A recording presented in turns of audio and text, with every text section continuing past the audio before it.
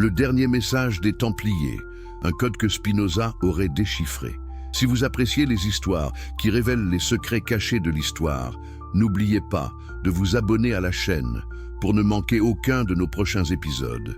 Et dites-moi dans les commentaires, de quel pays regardez-vous cette vidéo et quelle heure est-il chez vous en ce moment? Si vous regardez sur mobile, appuyez sur le bouton « J'aime » maintenant. Cela aide énormément à faire découvrir ce contenu à d'autres personnes passionnées comme vous. Et si tout ce que vous avez appris sur Dieu, la religion et le pouvoir n'était qu'un mensonge soigneusement orchestré pendant 7 siècles? Et si des hommes étaient morts dans les flammes pour protéger une vérité si dangereuse qu'elle aurait pu faire s'effondrer des empires entiers? Ce n'est pas une théorie du complot, c'est l'histoire qu'ils ont tenté d'effacer. Une connexion occulte entre les chevaliers du Temple massacrés en 1307 et un philosophe juif portugais excommunié 3 siècles plus tard.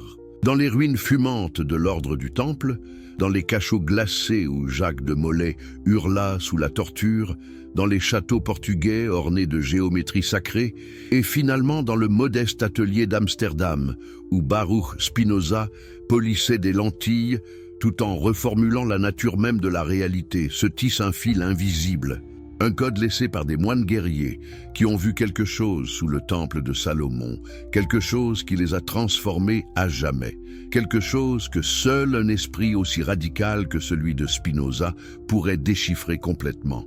Pourquoi un ordre militaire respecté, protecteur de pèlerins, banquier des rois, fut-il soudainement accusé d'hérésie et anéanti en une seule nuit?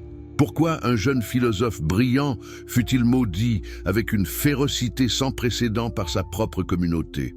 Et surtout, quelle vérité terrifiante connectait ces deux destins tragiques séparés par 350 ans? Ce que vous allez découvrir va ébranler vos certitudes les plus profondes. Parce que la vraie histoire n'est jamais celle qu'on enseigne dans les livres. La vraie histoire est celle qu'on chuchote dans l'ombre, qu'on code dans la pierre, qu'on transmet secrètement de génération en génération. Et aujourd'hui, ce secret va enfin être révélé. Paris, octobre 1307.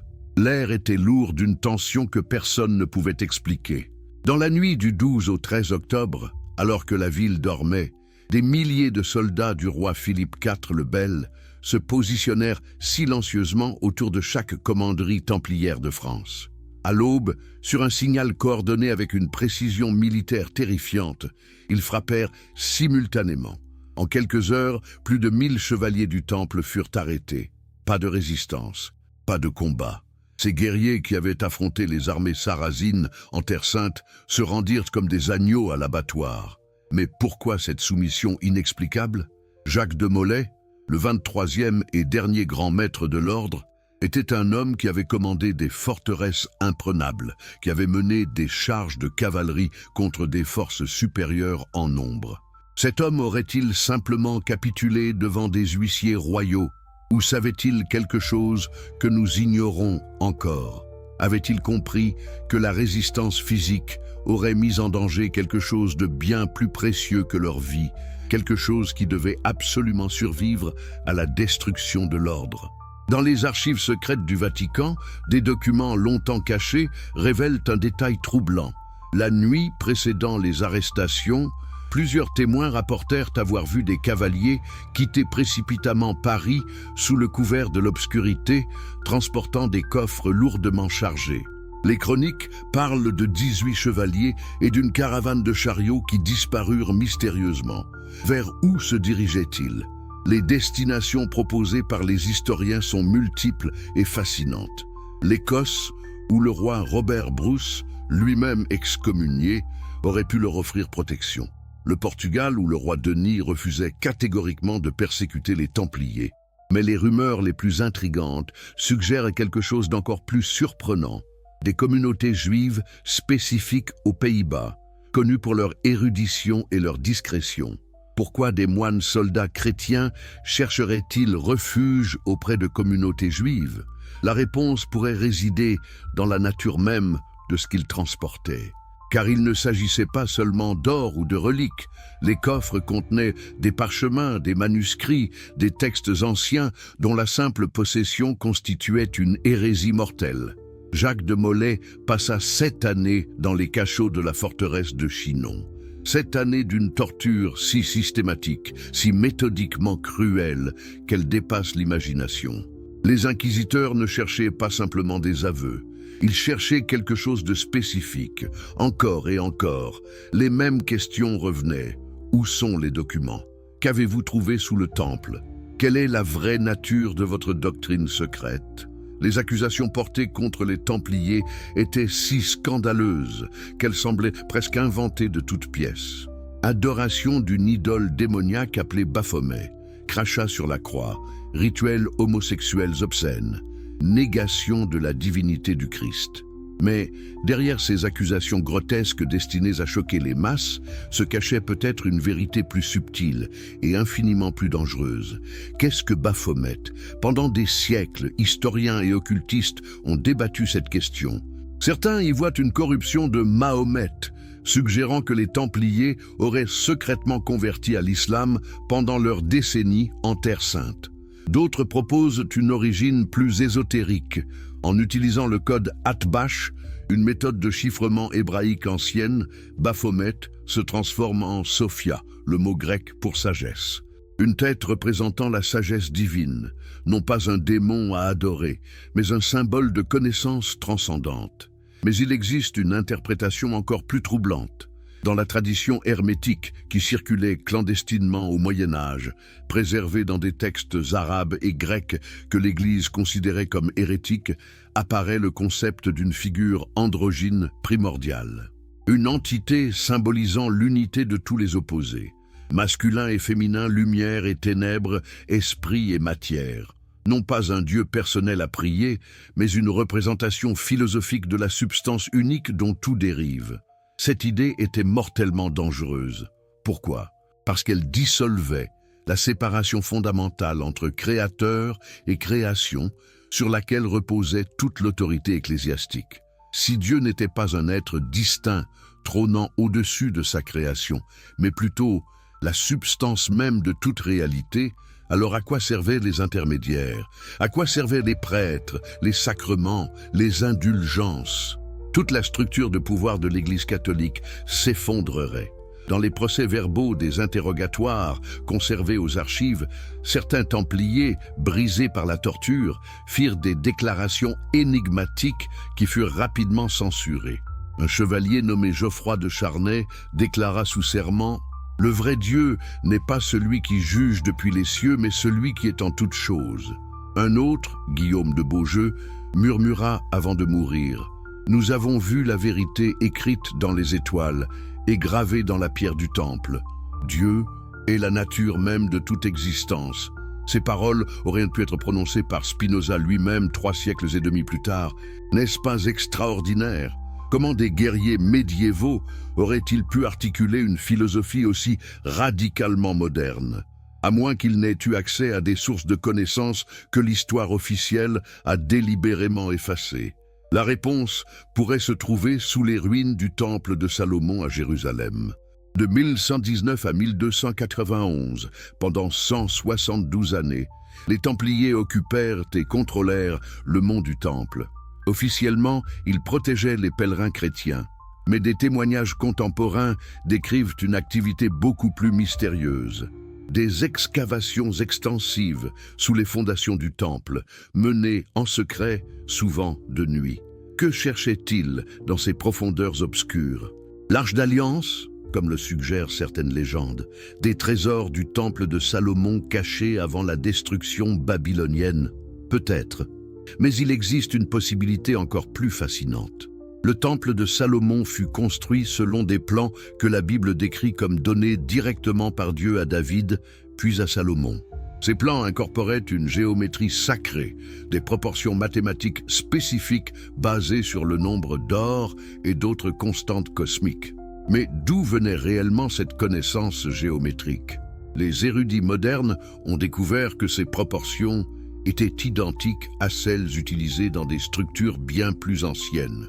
Les pyramides égyptiennes, les temples babyloniens, les sites sacrés phéniciens. Salomon, selon les récits bibliques eux-mêmes, collabora avec Hiram, roi de Tyr, dont les artisans apportèrent des savoirs venus de traditions bien plus anciennes que le monothéisme hébreu. Si les Templiers découvrirent des textes cachés sous le temple, des manuscrits préservés depuis l'époque de Salomon, ou même plus tôt, que pouvaient-ils contenir? Des traités de géométrie sacrée, certainement. Des connaissances astronomiques, probablement.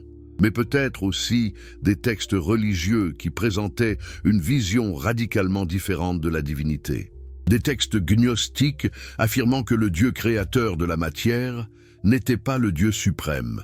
Des manuscrits hermétiques enseignant que ce qui est en haut est comme ce qui est en bas, que le macrocosme se reflète dans le microcosme, que tout est interconnecté dans une unité divine. Ces idées circulaient déjà dans le monde méditerranéen antique. Les philosophes présocratiques grecs, particulièrement Héraclite et les stoïciens, enseignaient une vision panthéiste où le logos divin perméait toute la nature. Les textes hermétiques égyptiens proclamaient que Dieu était le un tout, simultanément transcendant et immanent. La Kabbale juive, dans ses formes les plus mystiques, décrivait Dieu comme Ein Sof, l'infini sans attribut, se manifestant à travers des émanations. Imaginez que les Templiers aient découvert des versions anciennes de ces textes, peut-être des originaux en hébreu, grec ou araméen, préservés sous le temple depuis des siècles. Imaginez qu'ils aient passé des décennies à les étudier, à les traduire, à intégrer leurs enseignements. Cela expliquerait pourquoi, à leur retour en Europe, ils construisirent des églises et des châteaux incorporant une géométrie si sophistiquée, si chargée de symbolisme cosmique. Prenez la chapelle de Rosslyn en Écosse, construite par des descendants présumés des Templiers après la dissolution de l'ordre. Chaque centimètre de ces murs est couvert de sculptures énigmatiques, des représentations de plantes du Nouveau Monde, officiellement non découverts à l'époque de sa construction, des symboles maçonniques et rosicruciens, des références à l'arbre de vie kabbalistique, et surtout des proportions architecturales qui encodent le nombre phi, la séquence de Fibonacci, des ratios qui apparaissent dans toute la nature, des spirales de galaxies aux coquilles de Nautile. Pourquoi cette obsession avec les mathématiques de la nature? Parce que pour ceux qui comprenaient, ces proportions n'étaient pas arbitraires. Elles révélaient la structure même de la réalité, la façon dont l'intelligence divine s'exprimait à travers les formes physiques. Comprendre ces proportions, c'était comprendre la pensée de Dieu. Et si Dieu pensait en termes géométriques, alors Dieu était fondamentalement rationnel, compréhensible, non pas un tyran capricieux, mais une intelligence mathématique immanente dans toute la création.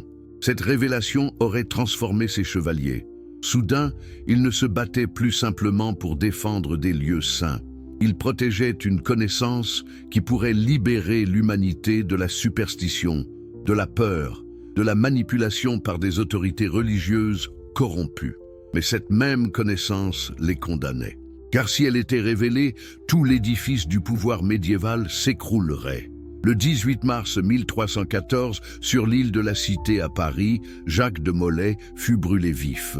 Selon les chroniques, alors que les flammes montaient autour de lui, il proclama son innocence et convoqua le pape Clément V et le roi Philippe IV à comparaître devant le tribunal de Dieu dans l'année.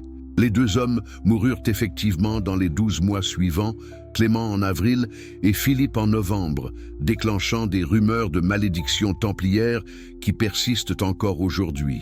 Mais ce que les chroniques omettent généralement, ce sont les paroles finales de Molay.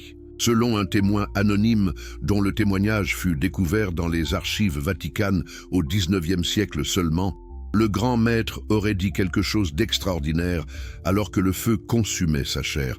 La vérité n'est pas dans vos dogmes ni vos mensonges. Elle est gravée dans la pierre philosophale de l'intellect. Celui qui sait voir au-delà du voile des apparences trouvera Dieu non dans les cieux, mais dans la nature même des choses. La pierre philosophale de l'intellect. Quelle expression fascinante!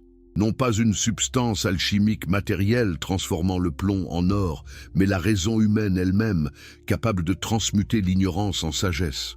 Et cette sagesse révélait que Dieu n'était pas un roi céleste distant, mais la nature elle-même, éternelle et nécessaire.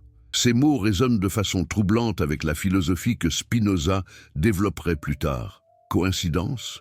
Ou témoigne-t-il d'une tradition souterraine de pensée panthéiste qui survécut à la destruction des Templiers, circulant clandestinement à travers les siècles, attendant l'esprit capable de la formaliser en système philosophique rigoureux?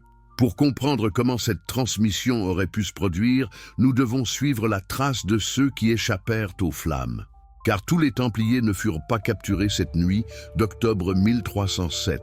Les 18 chevaliers qui quittèrent Paris avec leurs coffres mystérieux ne furent jamais retrouvés. D'autres communautés templières, alertées par des messagers rapides, eurent le temps de disperser leurs trésors et leurs documents. Le Portugal devint un refuge crucial. Le roi Denis Ier, monarque éclairé, poète et mécène des arts, refusa catégoriquement de persécuter les Templiers sur son territoire. Plus extraordinaire encore, en 1319, seulement 12 ans après la dissolution officielle de l'ordre, il créa l'Ordre du Christ, transférant tous les biens templiers à cette nouvelle organisation. Les mêmes chevaliers, les mêmes châteaux, simplement une croix différente sur leur manteau. Pourquoi Denis prit-il un tel risque politique en défiant le pape et les autres monarchies européennes? Les historiens conventionnels expliquent qu'il avait besoin de défenseurs expérimentés pour ses frontières avec les royaumes maures. Mais il y avait peut-être une raison plus profonde. Denis était un homme remarquablement cultivé pour son époque. Il parlait latin, provençal, portugais et arabe. Il fonda la première université portugaise. Il correspond avec les plus grands esprits de son temps. Un tel homme aurait-il pu comprendre la valeur véritable de ce que les Templiers préservaient? Le centre de l'Ordre du Christ fut établi à Tomar, où les Templiers possédèrent déjà une forteresse monastère depuis 1160. Et c'est là, protégé par la couronne portugaise, que la tradition secrète put continuer. Les bâtiments construits et modifiés au XIVe, XVe et XVIe siècles à Tomar révèlent une continuité remarquable avec l'architecture templière antérieure. La même géométrie sacrée, les mêmes proportions, les mêmes symboles ésotériques. La charola, l'église circulaire templière au cœur du couvent, reproduit l'architecture du Saint-Sépulcre à Jérusalem. Mais examinez ces décorations intérieures et vous découvrirez un mélange extraordinaire de symboles chrétiens et hermétiques, des représentations du zodiaque, des symboles solaires et lunaires, des proportions basées sur le nombre d'or, des alignements astronomiques précis avec les solstices et équinoxes. Plus fascinante encore est la fenêtre du chapitre, chef-d'œuvre du style manuélin, construit au XVIe siècle. Officiellement une célébration des découvertes maritimes portugaises, elle est en réalité un codex philosophique tridimensionnel. Chaque entrelacement de cordes, chaque symbole nautique, chaque référence botanique encode des significations multiples. Les proportions mathématiques de la fenêtre incorporent le nombre phi, avec une précision qui nécessiterait des connaissances géométriques avancées. Les plantes sculptées incluent des espèces de terres lointaines que les Portugais n'avaient officiellement pas encore découvertes à l'époque de la construction. Comment les architectes connaissaient-ils ces plantes? Auraient-ils eu accès à des cartes secrètes, à des connaissances géographiques préservées depuis l'époque templière, peut-être même héritées de cartographes phéniciens ou arabes? Les symboles nautiques, chaînes et cordages qui ornent la fenêtre représentent plus que de simples références maritimes. Dans le symbolisme hermétique, les chaînes représentent la connexion causale de toute chose, la grande chaîne de l'être reliant chaque élément de la création au principe divin. Les nœuds entrecroisés symbolisent l'unité dans la multiplicité. Comment des formes apparemment séparées sont en réalité des manifestations d'une substance unique. Un observateur attentif remarquera aussi des références kabbalistiques subtiles dans l'organisation des symboles. La fenêtre pourrait être lue comme une représentation de l'arbre de vie séphirotique, avec certains éléments correspondant aux différentes émanations divines. Mais contrairement à l'interprétation traditionnelle kabbalistique de ces émanations comme des entités distinctes, l'organisation suggère plutôt une unité fondamentale, des manifestations différentes d'une essence unique. Cette interprétation aurait été profondément hérétique pour n'importe quelle orthodoxie religieuse de l'époque.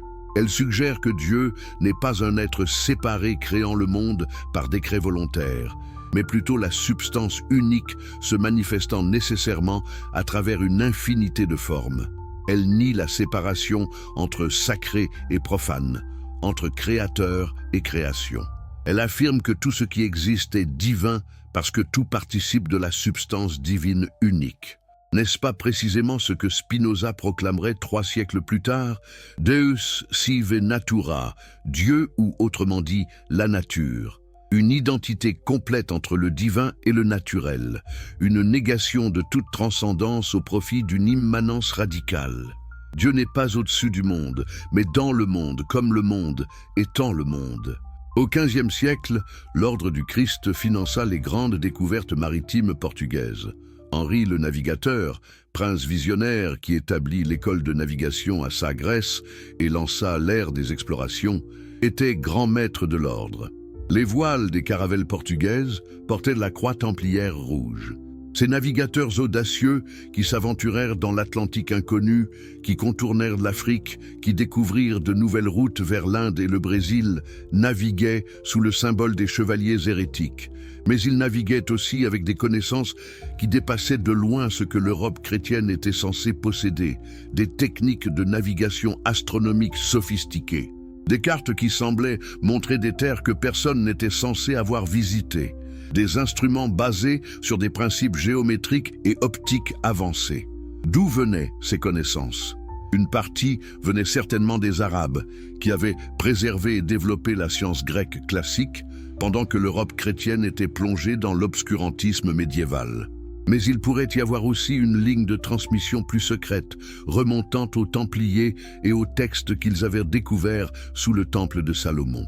L'histoire officielle présente les découvertes comme des aventures héroïques basées sur le courage et la foi. Mais la réalité est que les Portugais possédaient un avantage décisif en termes de connaissances techniques et scientifiques. Ils savaient où aller parce qu'ils avaient des cartes. Ils savaient naviguer parce qu'ils comprenaient l'astronomie et la géométrie sphérique. Ils osaient s'aventurer dans l'inconnu parce qu'ils possédaient une vision du monde qui n'était pas limitée par la cosmologie chrétienne médiévale. Et cette vision du monde était précisément celle que les Templiers avaient préservée. Un univers régi par des lois naturelles compréhensibles, non par des caprices divins arbitraires. Un cosmos ordonné géométriquement, non un chaos dominé par des démons et des miracles. Une nature divine en elle-même, non une création déchue nécessitant rédemption surnaturelle. C'est dans ce contexte intellectuel portugais, ce mélange unique de traditions templières, de sciences arabes, de mystique juive et de rationalisme émergent que nous devons comprendre l'émergence de Baruch Spinoza. Car bien que Spinoza soit né à Amsterdam, ses racines étaient profondément portugaises. La famille Espinosa, l'orthographe portugaise originale du nom, était des Cristãos Novos, des Juifs portugais forcés à la conversion par l'Inquisition, mais qui maintenaient secrètement leurs pratiques ancestrales. Ils avaient fui le Portugal au début du XVIIe siècle pour échapper aux persécutions, rejoignant la communauté juive séfarade florissante d'Amsterdam. Mais que transportèrent-ils avec eux au-delà de leurs biens matériels? Quelles histoires, quelles traditions, quels fragments de connaissances secrètes? Les communautés crypto-juives du Portugal avaient développé des réseaux sophistiqués pour préserver et transmettre non seulement la religion, mais aussi la philosophie, la science et les savoirs ésotériques. Ces réseaux incluaient des marchands qui voyageaient fréquemment, visitant des villes comme Tomar, Porto, Lisbonne, des villes où l'héritage templier restait visible dans les pierres mêmes. Auraient-ils remarqué les symboles? Auraient-ils compris les messages codés dans la géométrie des bâtiments? Les marchands juifs portugais étaient souvent des hommes instruits, versés dans les mathématiques, l'astronomie et la géométrie nécessaires pour leurs activités commerciales et leurs calculs calendaires religieux. Ils auraient certainement eu les outils intellectuels pour reconnaître les proportions sacrées et les symboles hermétiques que les Templiers avaient incorporés dans leur construction. Plus intrigant encore, certains de ces marchands juifs entretenaient des relations commerciales et parfois intellectuelles avec des membres de l'ordre du Christ. Le commerce ne connaît pas de frontières religieuses strictes et dans le Portugal du XVIe siècle, avant que l'Inquisition ne devienne pleinement opérationnelle, il existait un certain degré d'échange entre ces communautés. Imaginez un marchand juif cultivé visitant Tomar pour affaires, observant la géométrie de la fenêtre du chapitre, reconnaissant peut-être des références kabbalistiques, entamant une conversation discrète avec un chevalier lettré de l'ordre. Dans ces rencontres furtives, des idées pourraient avoir été échangées, des textes peut-être partagés, une reconnaissance mutuelle d'une recherche commune de vérités plus profondes, au-delà des dogmes religieux établis.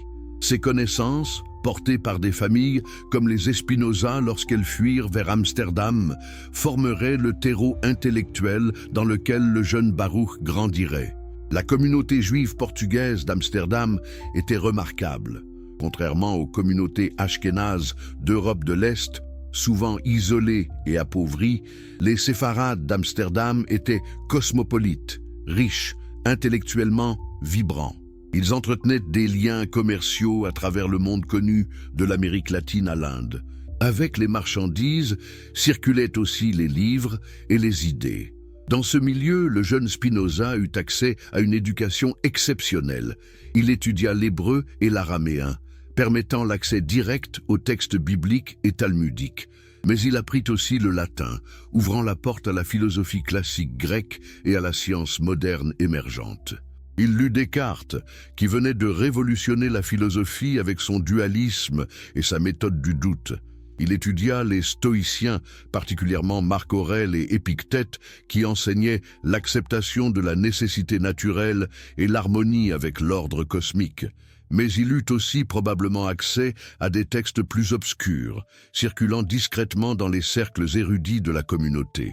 Des traductions latines de philosophes arabes comme Averroès et Avicenne, qui avaient tenté de réconcilier Aristote avec le monothéisme, mais avaient conclu à une vision du monde étonnamment nécessitariste et rationaliste.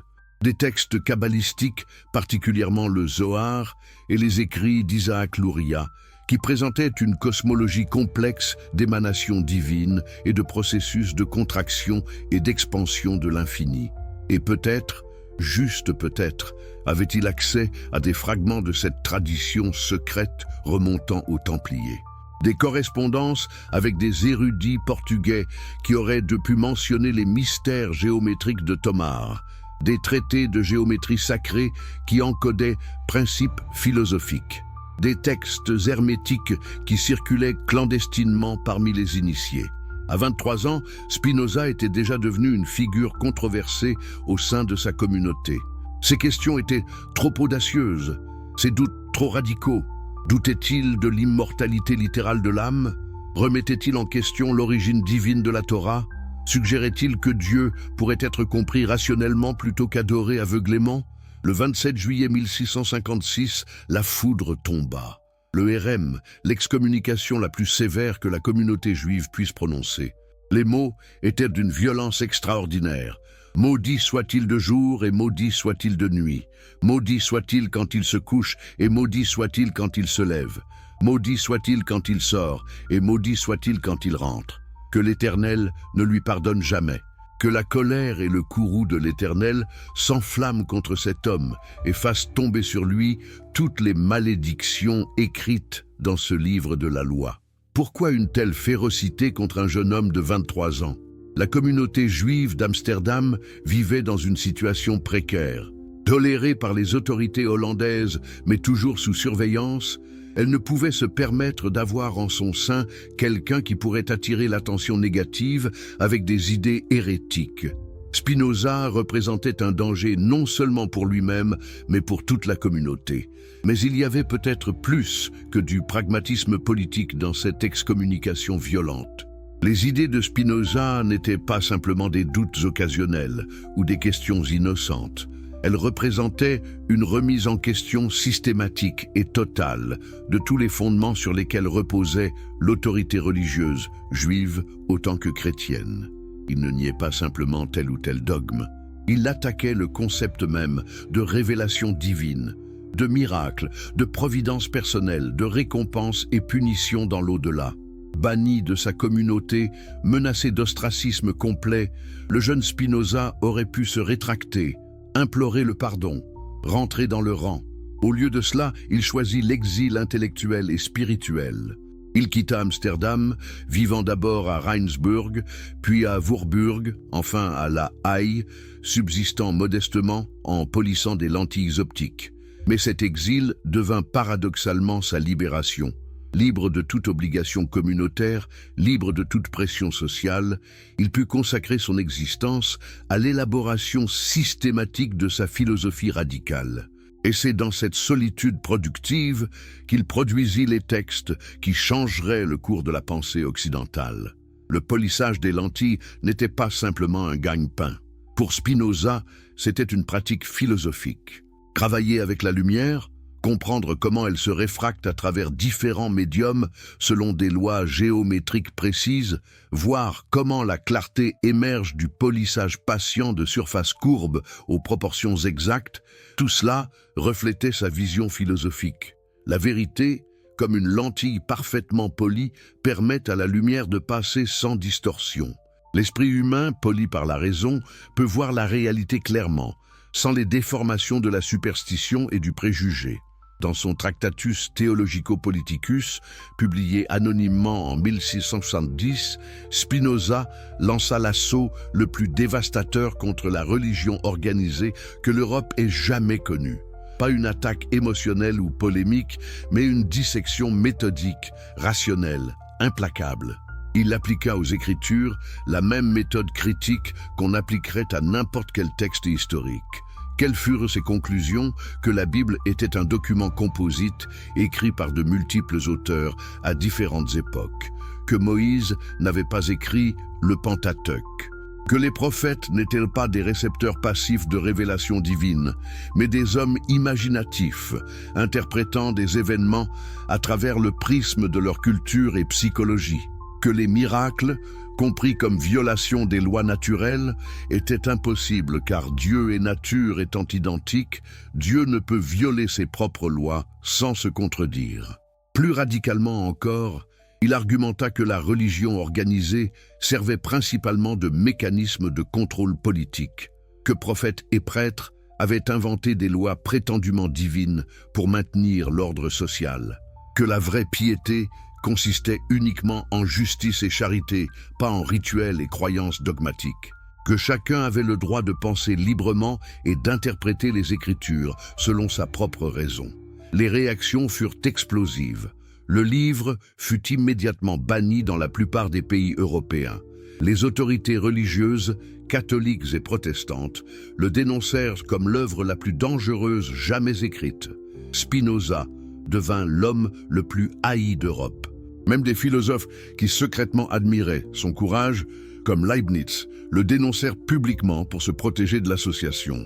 Un fanatique tenta d'assassiner Spinoza à la sortie d'une synagogue, le poignardant, mais ne réussissant qu'à déchirer son manteau. Spinoza conserva le manteau déchiré pour le reste de sa vie comme rappel des dangers de la vérité, mais il ne se tut pas. Au contraire, il continua à développer et raffiner sa philosophie la plus radicale, celle qu'il n'oserait publier de son vivant, l'éthique. Structurée comme un traité géométrique euclidien avec définitions, axiomes, propositions et démonstrations rigoureuses, l'éthique est en réalité rien de moins qu'une réingénierie complète de la métaphysique, de l'épistémologie et de la morale. Pourquoi cette forme géométrique si inhabituelle pour un texte philosophique? Parce que la géométrie est le langage de la nécessité pure. En géométrie, les conclusions suivent nécessairement des prémices.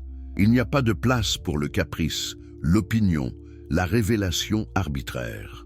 En structurant sa philosophie géométriquement, Spinoza affirmait quelque chose de radical. La réalité elle-même est nécessaire, démontrable, compréhensible rationnellement de bout en bout. Il n'y a pas de mystère qui dépasse la raison humaine, seulement des problèmes pas encore résolus. Il n'y a pas de vérité accessible uniquement parfois, seulement des propositions vraies ou fausses démontrables par la raison. N'est-ce pas exactement la vision du monde qu'impliqueraient les constructions géométriques templières? Une réalité structurée mathématiquement, où Dieu pense géométriquement, où comprendre les proportions sacrées, c'est comprendre la pensée divine. Les Templiers avaient codé cette intuition dans la pierre. Spinoza la formalisa en axiomes et théorèmes. Le cœur de la philosophie spinoziste réside dans sa conception de la substance. Il existe, démontre-t-il, une et une seule substance, absolument infinie, nécessairement existante, éternelle et indivisible. Cette substance unique possède une infinité d'attributs dont nous n'en connaissons que deux: l'étendue, le monde physique, et la pensée, le monde mental. Tout ce qui existe n'est qu'un mode, une modification, une expression finie de cette substance infinie. Et cette substance unique, Spinoza l'identifie explicitement avec Dieu et avec la nature. Deus sive natura, Dieu, ou autrement dit, la nature. Non pas que Dieu crée la nature comme quelque chose d'extérieur à lui-même. Dieu est la nature. La nature est Dieu. C'est une identité complète, totale, sans reste ni exception. Cette proposition était si scandaleuse qu'elle allait rendre Spinoza synonyme d'athéisme pendant 2 siècles. Mais Spinoza n'était pas athée. Il ne niait pas Dieu. Il redéfinissait radicalement ce que signifie Dieu. Pas un vieillard barbu sur un trône céleste. Pas un juge récompensant les bons et punissant les méchants. Pas un être qui crée le monde par décret volontaire, puis intervient miraculeusement selon son bon plaisir.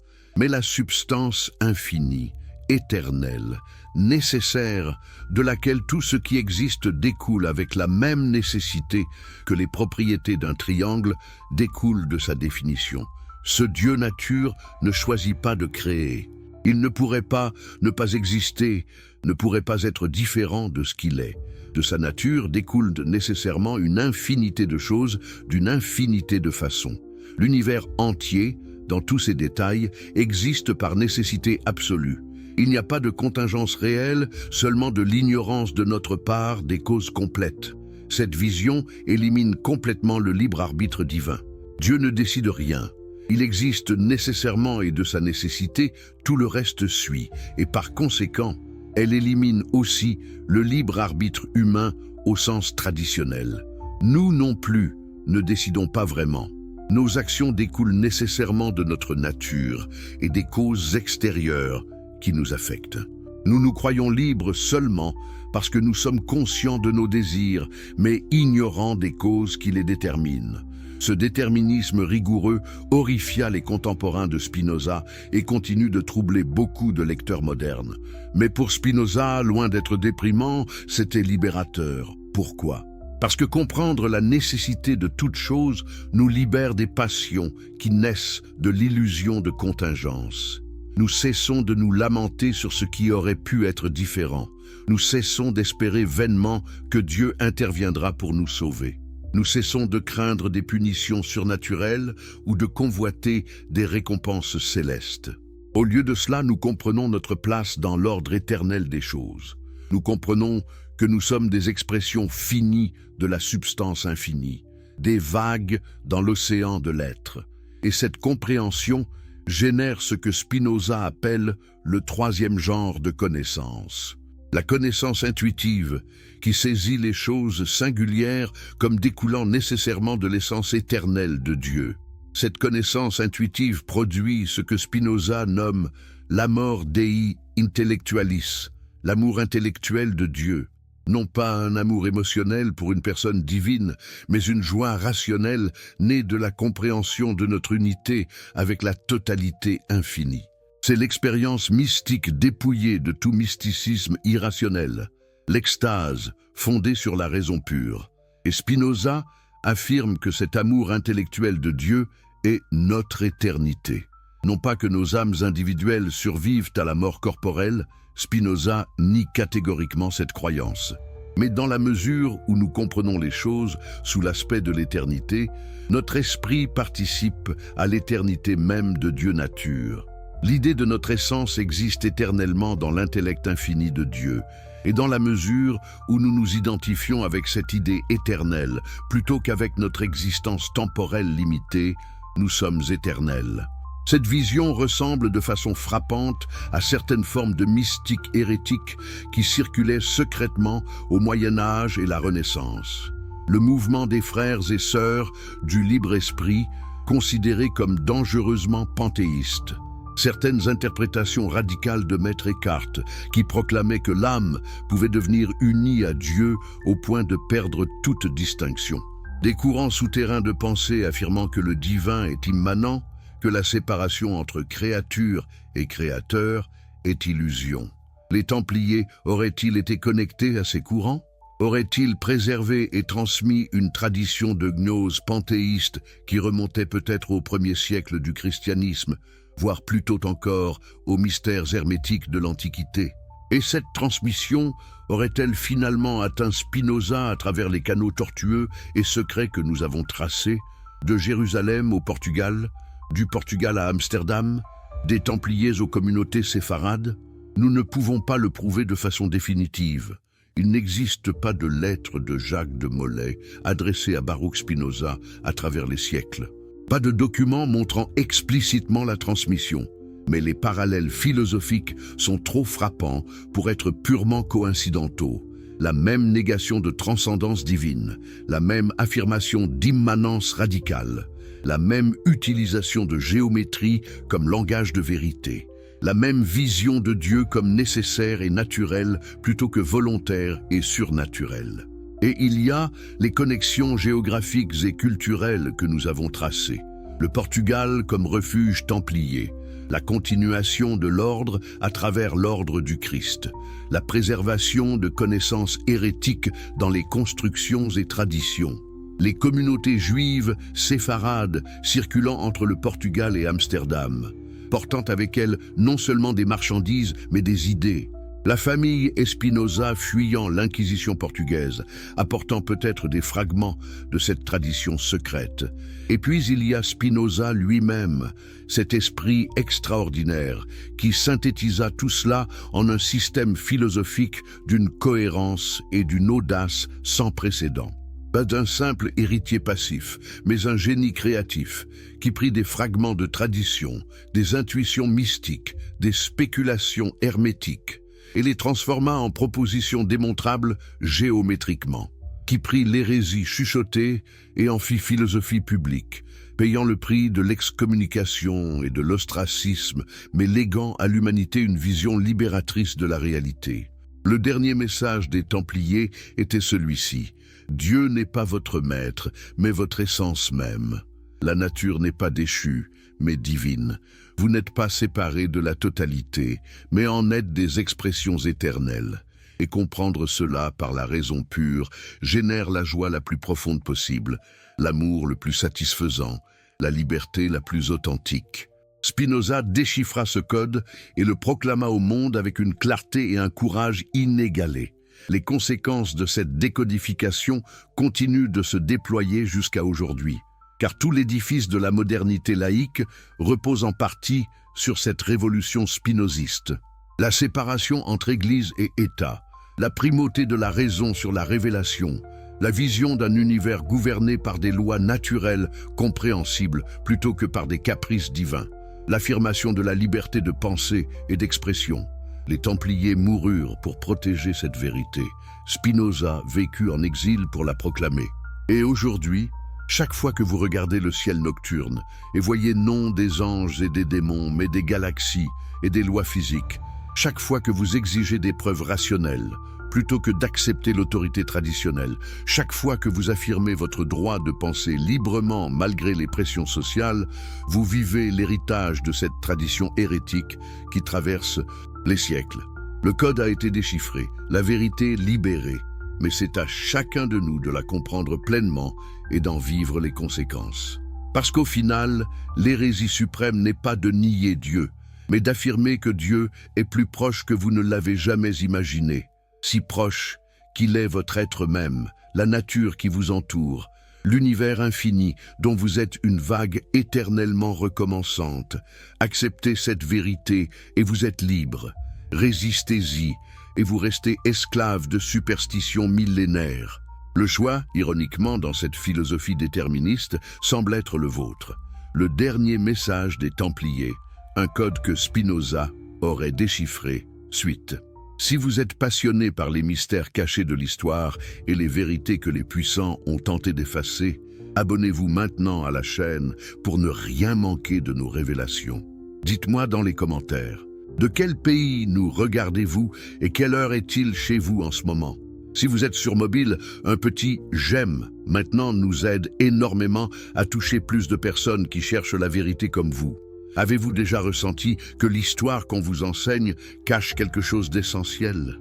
Que derrière les dates, les batailles et les traités officiels se dissimule une autre narration, plus profonde, plus dangereuse. Ce que vous allez découvrir maintenant va au-delà de tout ce que vous avez imaginé sur la nature du pouvoir, de la connaissance et de la manipulation des masses pendant des millénaires.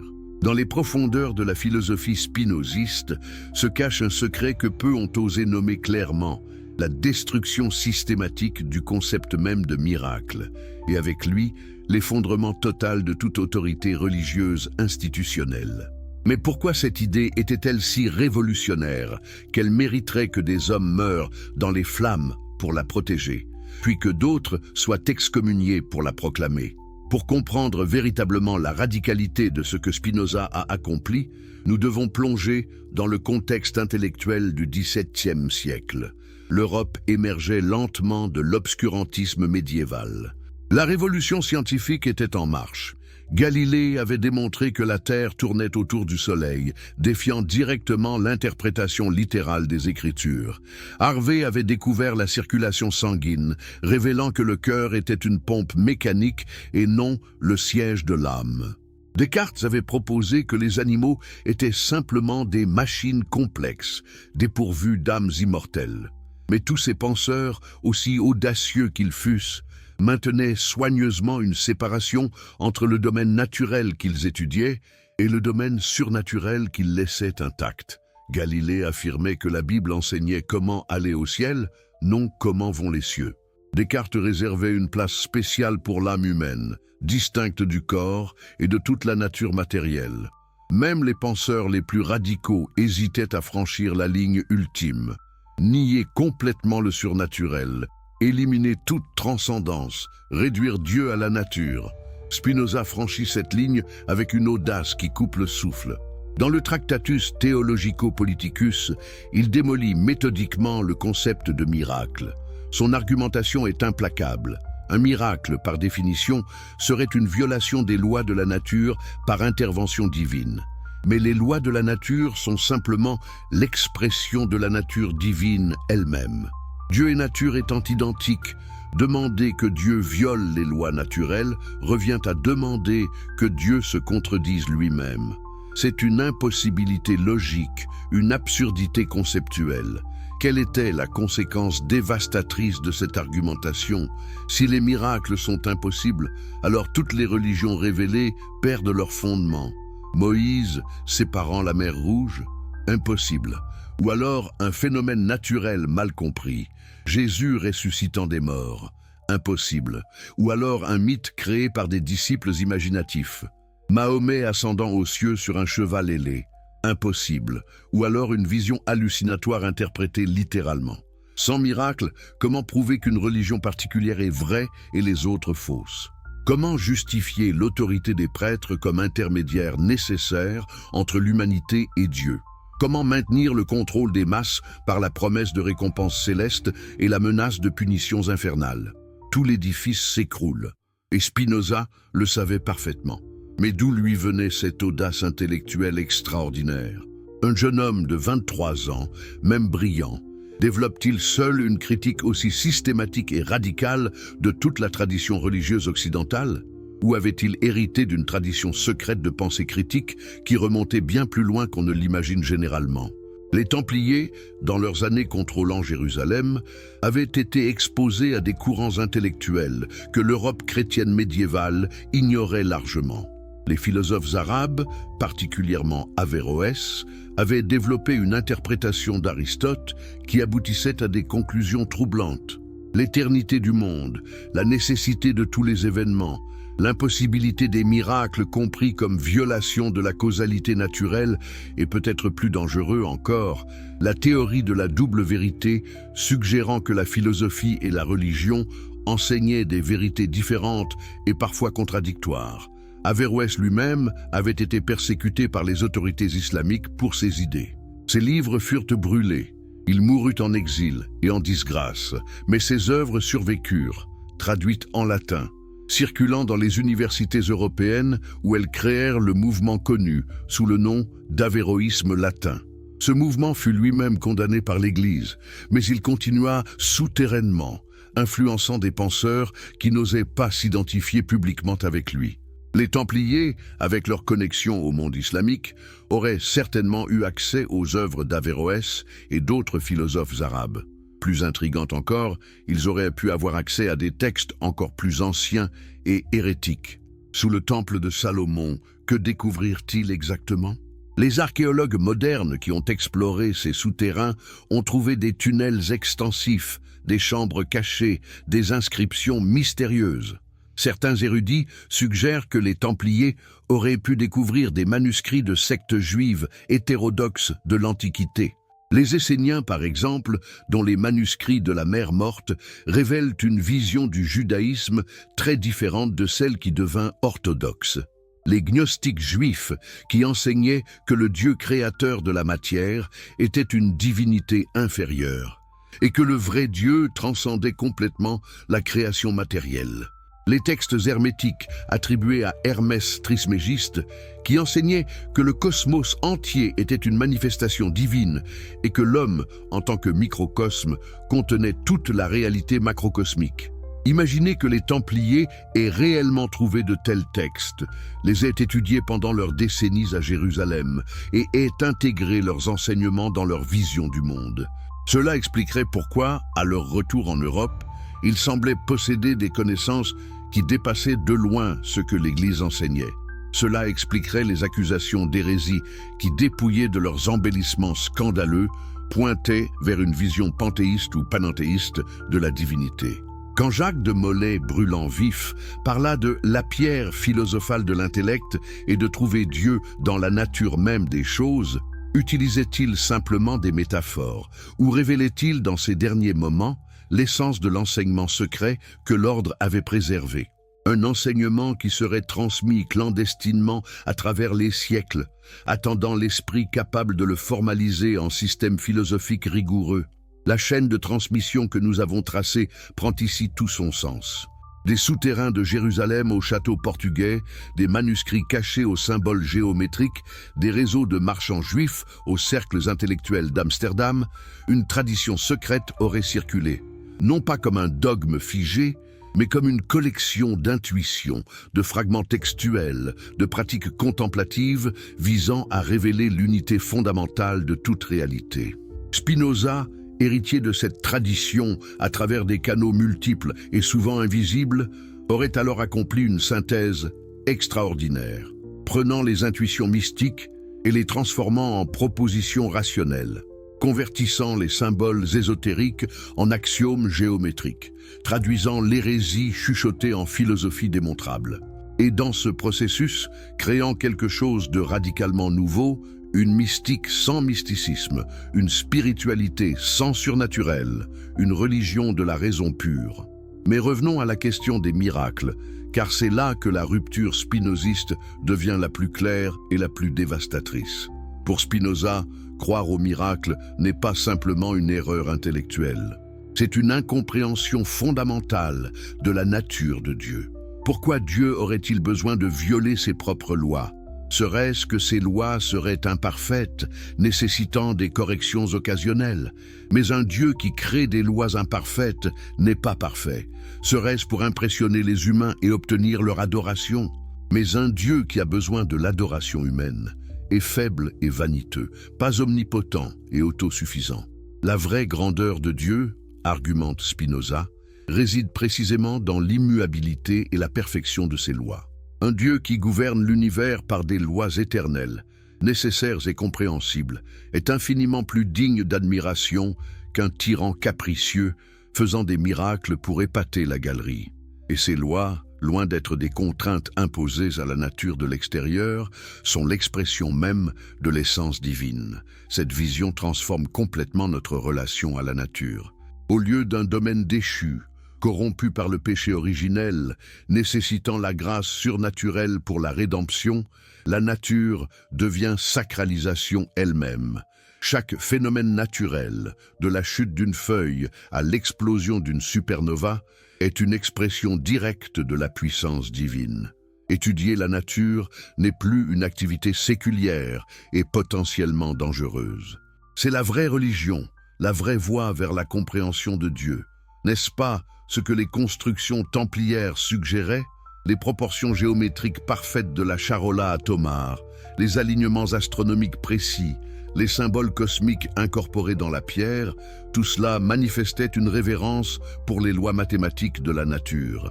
Pas des lois imposées arbitrairement par un législateur divin externe, mais des lois intrinsèques, nécessaires, constituant la structure même de la réalité.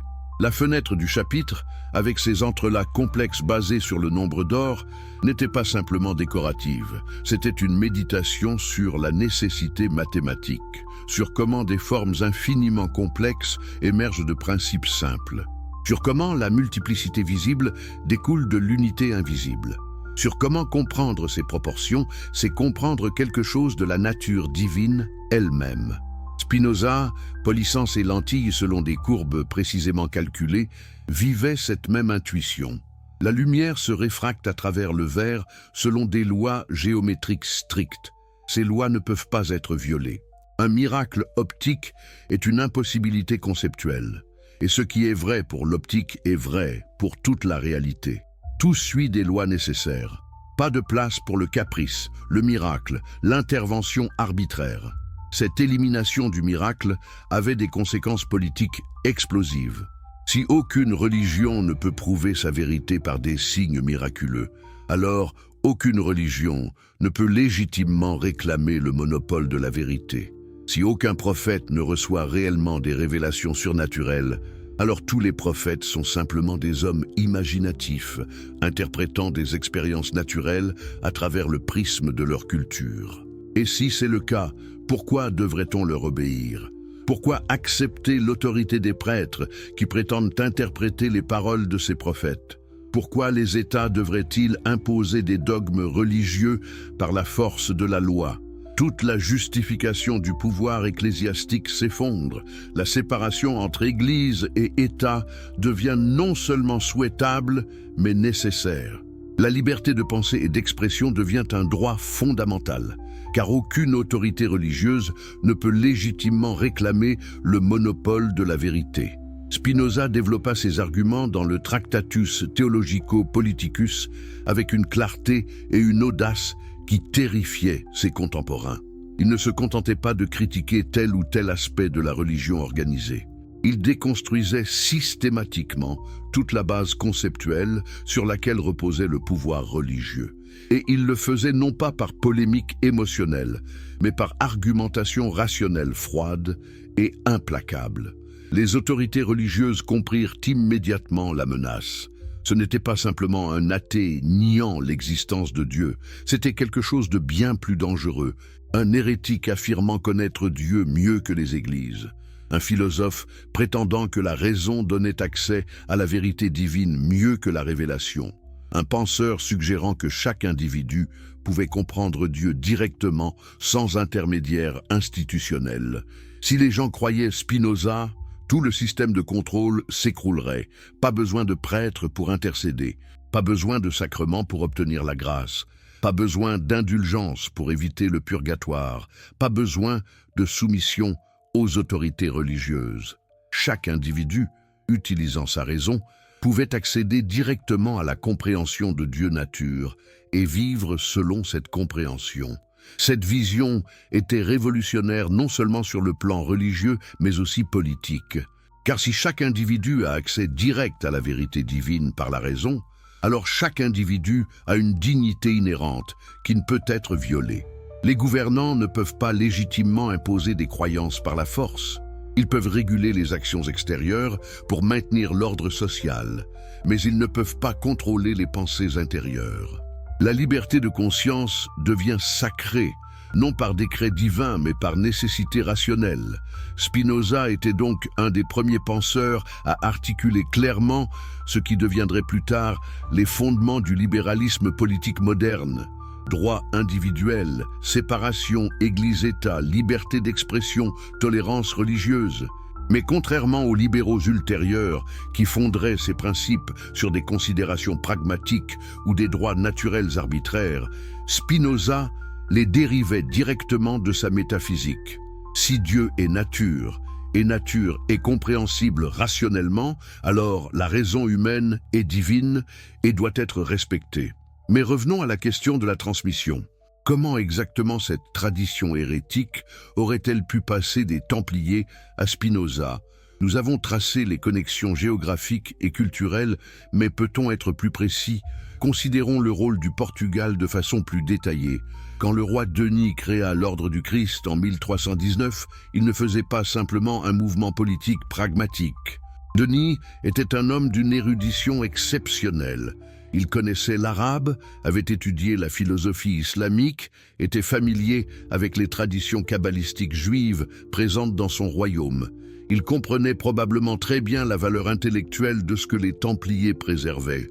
Sous sa protection et celle de ses successeurs, l'Ordre du Christ devint non seulement une force militaire et économique, mais aussi un centre d'apprentissage. À Tomar, dans le couvent-forteresse, une bibliothèque fut établie. Quels livres contenait-elle? Les inventaires officiels mentionnent des textes religieux chrétiens standards, des traités militaires, des documents administratifs. Mais il est fort probable qu'il y eut aussi une collection secrète, accessible seulement aux initiés de haut rang. Cette collection aurait pu inclure les manuscrits que les Templiers avaient emportés de Terre Sainte. Traductions latines et arabes de textes hermétiques, traités de géométrie sacrée, commentaires philosophiques sur la Torah par des rabbins médiévaux aux vues hétérodoxes. Œuvres d'Averroès et autres philosophes arabes, condamnés mais préservés. Peut-être même des textes gnostiques des premiers siècles chrétiens, considérés comme hérétiques, mais soigneusement conservés pour leur valeur intellectuelle. Ces textes n'auraient pas été largement diffusés, trop dangereux. Mais ils auraient été étudiés par des cercles restreints d'érudits, de chevaliers philosophes, d'initiés comprenant leur importance.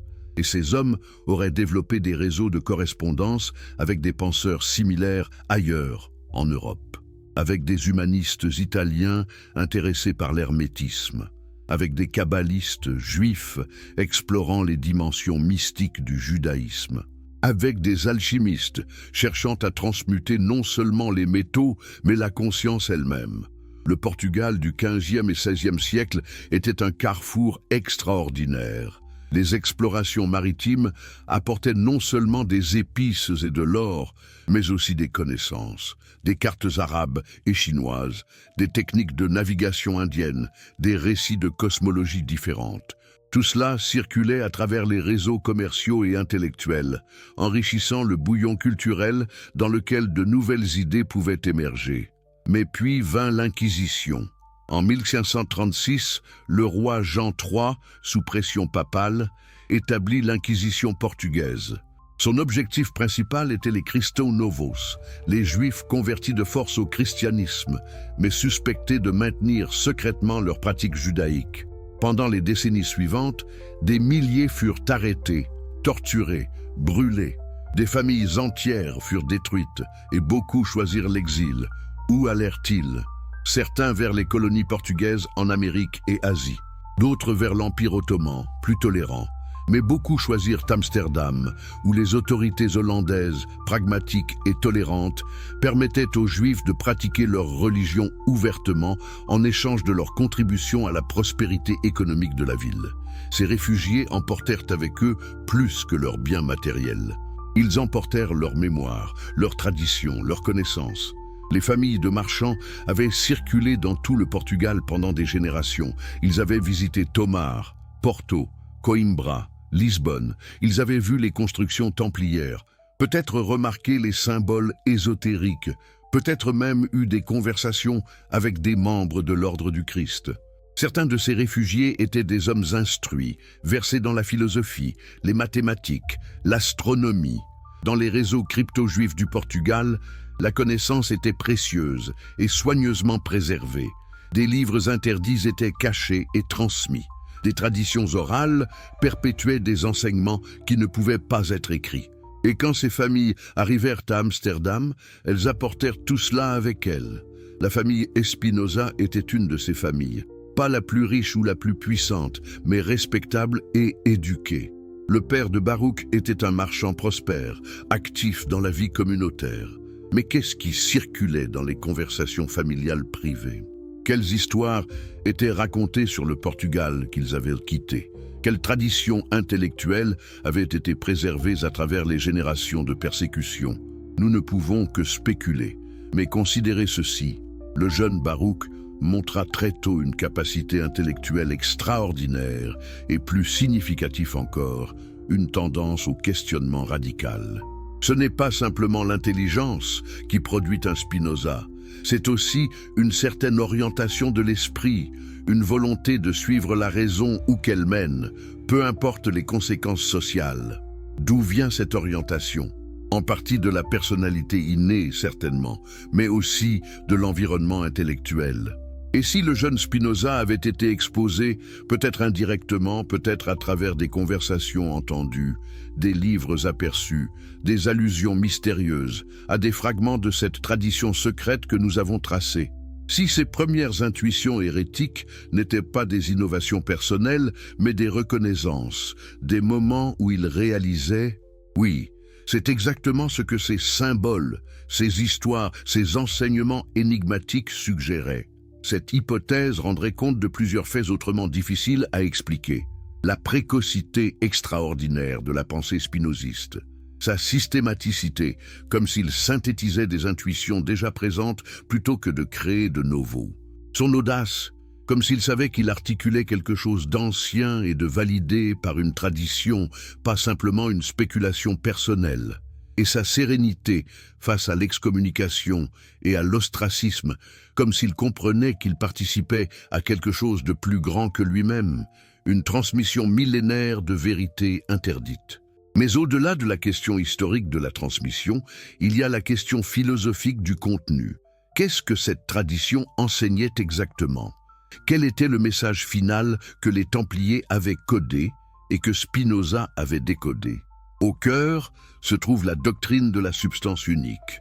Il n'existe qu'une seule réalité fondamentale, et tout ce que nous percevons comme des entités distinctes sont simplement des modes, des modifications, des expressions de cette réalité unique. Cette substance unique est ce que nous appelons Dieu, mais c'est aussi ce que nous appelons nature. Dieu et nature ne sont pas deux choses, mais deux noms pour la même réalité vue sous des aspects différents. Cette idée est ancienne, remontant au moins au présocratique grec. Parménide enseignait que l'être est un, éternel, immuable, et que la multiplicité et le changement sont des illusions. Héraclite, apparemment son opposé, enseignait que tout est flux constant, mais ce flux lui-même était l'expression d'un logos unique, une raison divine immanente dans toute chose. Les stoïciens développèrent cette intuition en une physique et une éthique complète, affirmant que Dieu est la raison matérielle du cosmos, le feu intelligent qui ordonne toute chose selon la nécessité rationnelle. Mais cette vision fut largement supprimée par le christianisme orthodoxe qui insistait sur la transcendance divine. Dieu était radicalement distinct de la création. Le confondre avec la nature était le péché de panthéisme, sévèrement condamné. Pourtant, des courants souterrains persistèrent. Le néoplatonisme, avec sa doctrine d'émanation descendant de l'un, suggérait une continuité entre divin et naturel. L'hermétisme enseignait la correspondance entre macrocosme et microcosme. impliquant une unité fondamentale. La Kabbale, dans certaines de ses formes, décrivait Dieu comme Ein Sof, l'infini qui se contracte pour créer l'espace de la création, suggérant que la création est intérieure à Dieu, pas extérieure. Les Templiers, exposés à ces diverses traditions pendant leurs années en Terre Sainte, auraient pu synthétiser ces éléments en une vision cohérente. Une vision qui affirmait l'unité radicale de toute réalité. Pas de séparation entre créateur et création, entre sacré et profane, entre esprit et matière. Tout est une, et cette une est divine.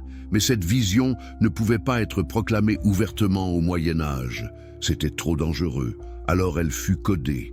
Dans la géométrie des bâtiments, qui manifestait l'unité mathématique sous-jacente à la diversité des formes. Dans les rituels qui entraînaient les participants à percevoir l'unité au-delà des apparences. Dans les symboles qui suggéraient, sans affirmer directement, permettant aux initiés de comprendre tout en maintenant un déni plausible aux non-initiés. Quand les Templiers furent détruits, ce code survécut dans les structures qu'ils avaient construites et dans les traditions des ordres successeurs. Il survécut aussi, hypothétiquement, dans des textes préservés et transmis clandestinement. Et il survécut dans une orientation générale de pensée qui questionnait les dualités acceptées, qui cherchait l'unité derrière la multiplicité, qui affirmait la dignité de la nature contre ceux qui la dénigraient comme déchus. Spinoza, héritant de cette tradition à travers de multiples canaux, la transforma. Il la dépouilla de tout mysticisme inutile. Il élimina les symboles et les rituels. Il la reformula en langage géométrique précis, démontrable, vérifiable par la raison pure. Il transforma une gnose ésotérique en philosophie exotérique, accessible à quiconque avait la patience et l'intelligence de suivre ses démonstrations. Et dans ce processus, il créa quelque chose de nouveau et de révolutionnaire, une spiritualité complètement rationalisée. Pas de foi requise, seulement compréhension. Pas de révélation miraculeuse, seulement déduction logique. Pas de soumission à l'autorité, seulement confiance en la raison. Pas de récompense future promise, seulement la joie présente de la compréhension. Cette transformation de la tradition ésotérique en philosophie publique était elle-même révolutionnaire. Les Templiers avaient gardé leurs enseignements secrets, accessibles seulement aux initiés. Spinoza les rendit publics, disponibles à quiconque pouvait lire. Les Templiers avaient utilisé rituels et symboles pour communiquer des vérités indicibles. Spinoza utilisa la géométrie et la logique pour les démontrer clairement. Les Templiers avaient créé une élite spirituelle de chevaliers mystiques. Spinoza affirmait que chaque être humain rationnel pouvait atteindre la béatitude par la compréhension. Cette démocratisation de la sagesse était peut-être sa contribution la plus radicale et la plus dangereuse. Car si chacun peut comprendre Dieu par la raison, alors les institutions religieuses perdent leur raison d'être. Si la vérité est accessible rationnellement, alors les révélations prétendues perdent leur autorité. Si la béatitude vient de la compréhension intellectuelle, alors les sacrements et rituels deviennent superflus. Pas étonnant que Spinoza fût si violemment rejeté par toutes les communautés religieuses de son époque. Il ne se contentait pas de critiquer telle ou telle doctrine. Il rendait obsolète la religion organisée elle-même. Il offrait une voie alternative vers le divin, une voie qui ne nécessitait pas d'intermédiaire, de dogmes acceptés sur la foi ou de soumission à des autorités. Seulement la raison, le courage intellectuel et la volonté de suivre les arguments où qu'ils mènent. Cette voie alternative avait des implications éthiques profondes. Pour Spinoza, le bien et le mal ne sont pas des catégories absolues décrétées par un Dieu transcendant. Ils sont relatifs à notre nature et nos besoins. Le bien est ce qui augmente notre puissance d'agir, notre capacité à comprendre et à exister pleinement. Le mal est ce qui diminue cette puissance. La vertu n'est pas l'obéissance à des commandements arbitraires, mais l'expression de notre nature la plus profonde. Cette éthique naturaliste aurait scandalisé les moralistes traditionnels. Sans absolu divin, pensait-il, tout devient permis. L'égoïsme et la licence régneront. Mais Spinoza argumentait le contraire. Quand nous comprenons vraiment notre nature et celle des choses, nous réalisons que notre vrai intérêt à long terme coïncide avec le bien commun.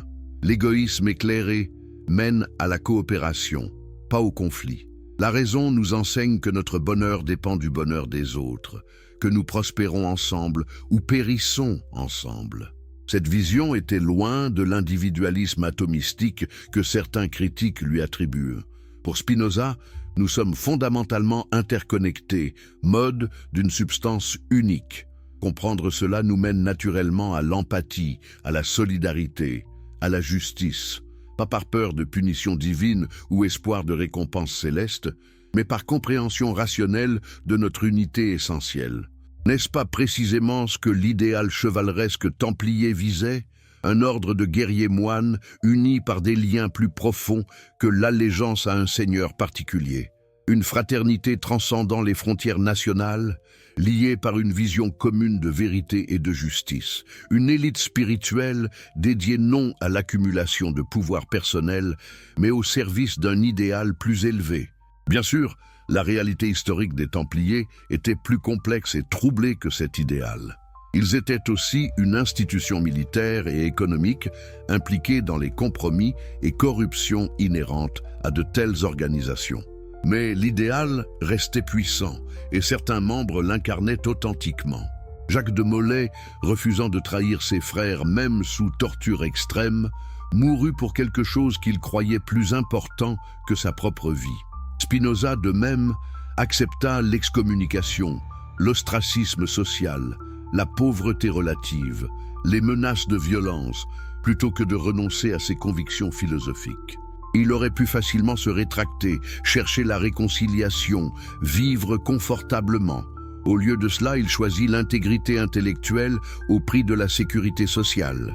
Cette force morale venait-elle simplement d'une personnalité obstinée ou d'une compréhension profonde, peut-être héritée d'une tradition secrète que certaines vérités méritent n'importe quel sacrifice?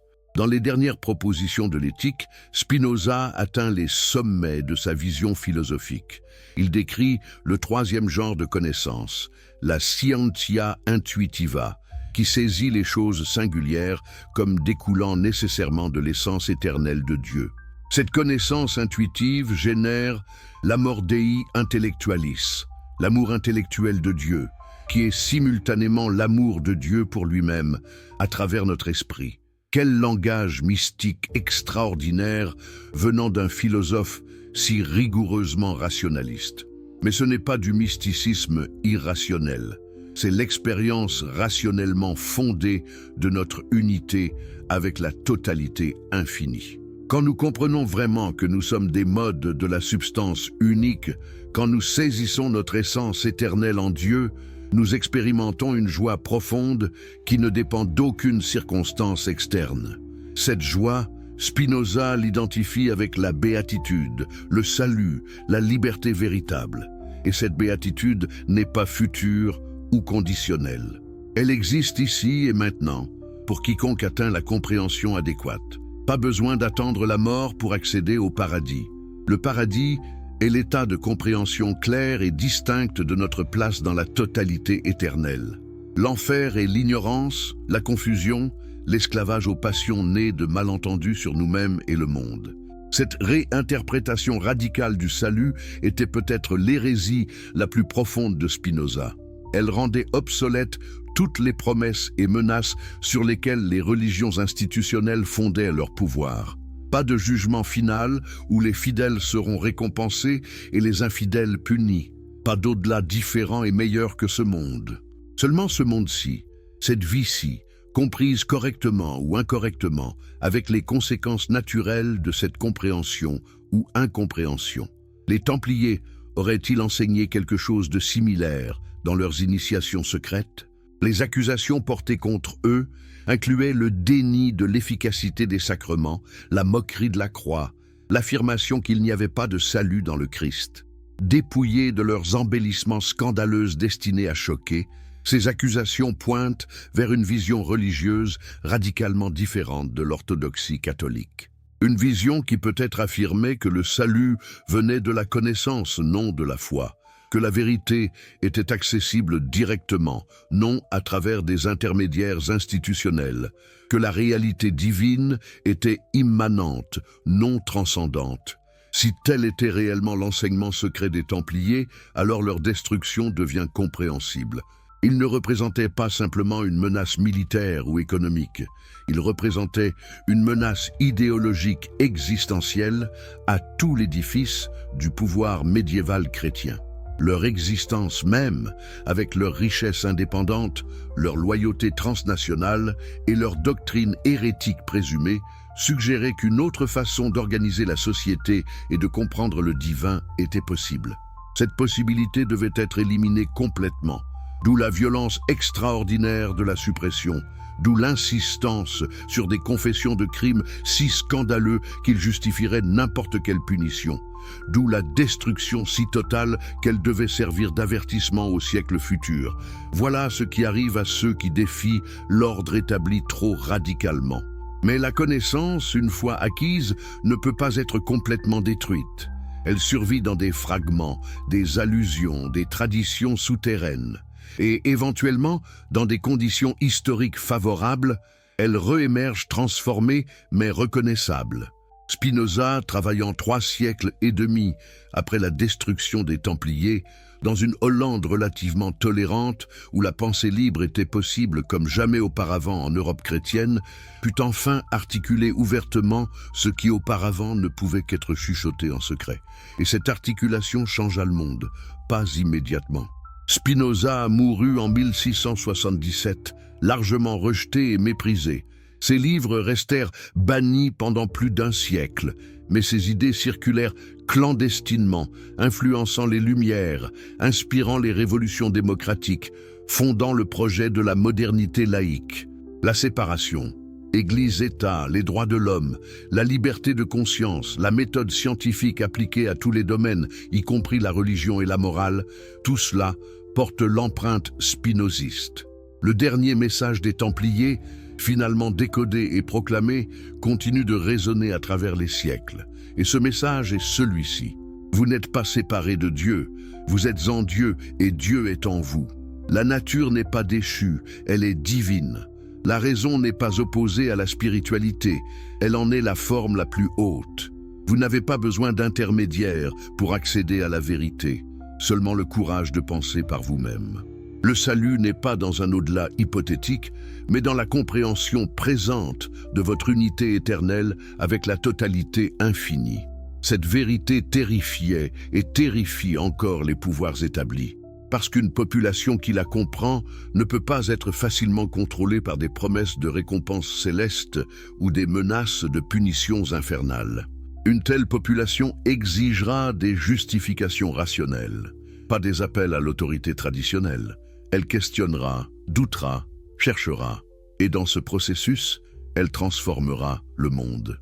Nous vivons aujourd'hui dans un monde partiellement transformé par cette révolution spinoziste, partiellement seulement car de nombreuses forces résistent encore. Les fondamentalismes religieux qui cherchent à réimposer des certitudes dogmatiques, les autoritarismes politiques qui exigent la soumission sans questionnement, les manipulations médiatiques qui exploitent la crédulité et la peur. Contre toutes ces forces, le message spinoziste reste d'une actualité brûlante.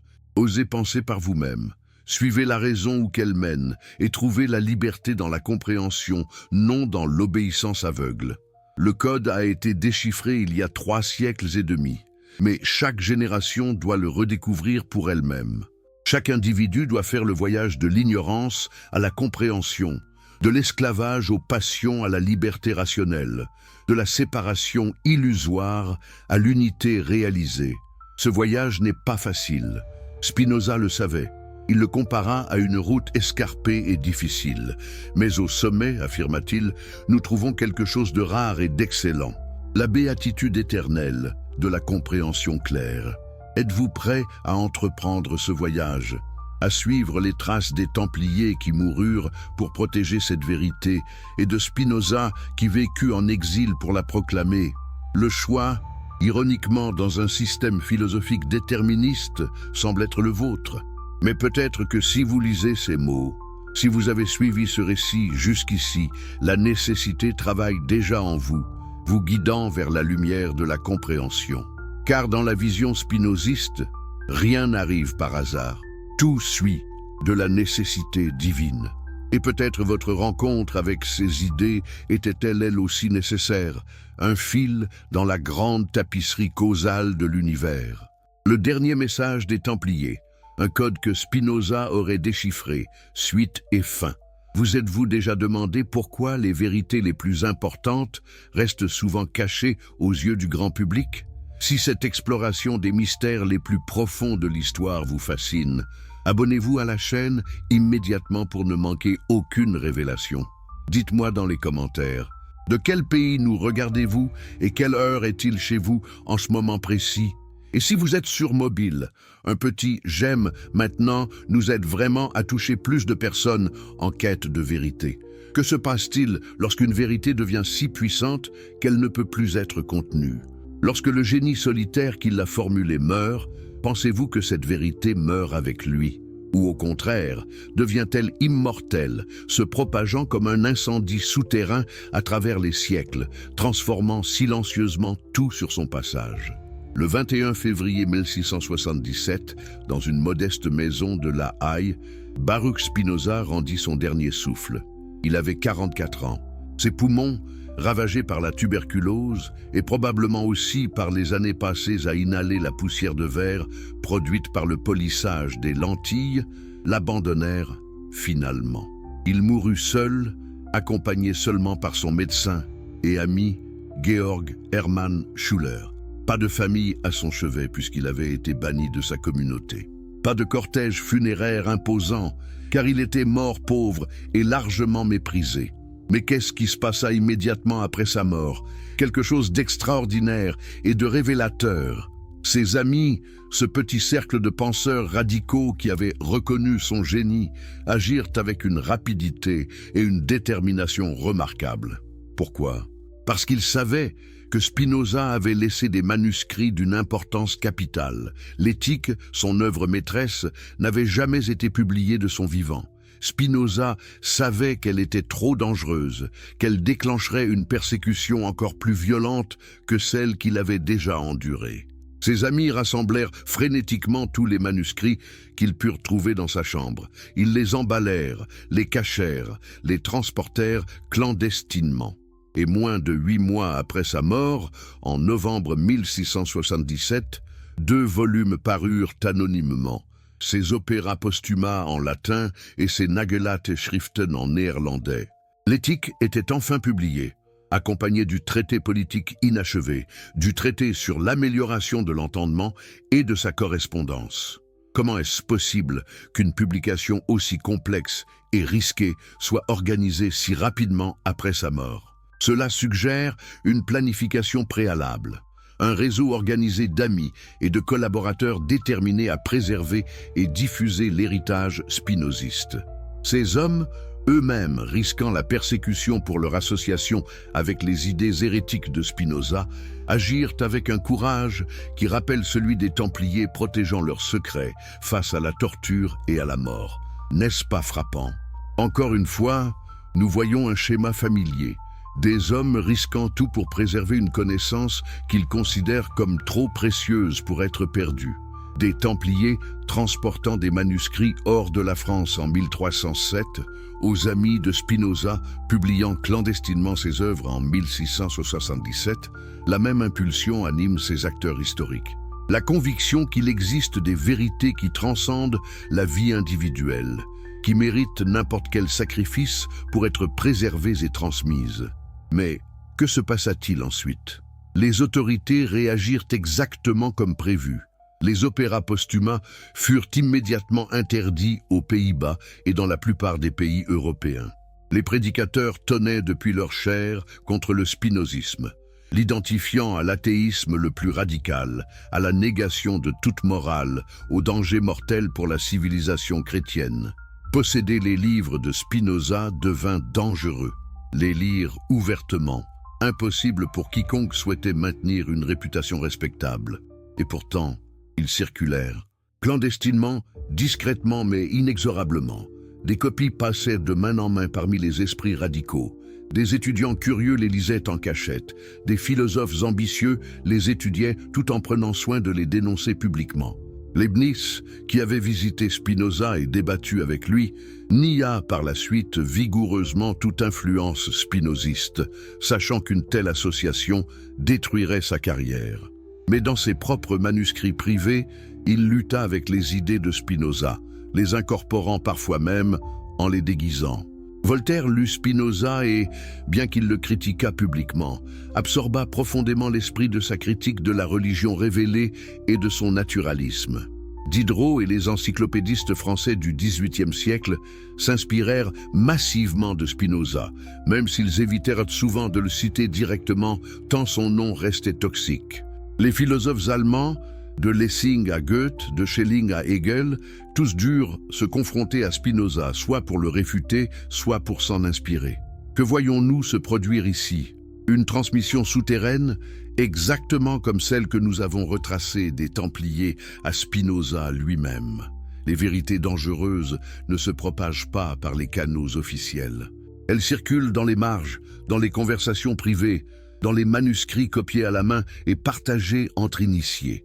Elle transforme lentement la conscience collective, préparant le terrain pour des révolutions qui ne se manifesteront ouvertement que des décennies ou des siècles plus tard. La Révolution française de 1789 aurait-elle été possible sans la critique spinoziste de l'autorité religieuse et politique arbitraire?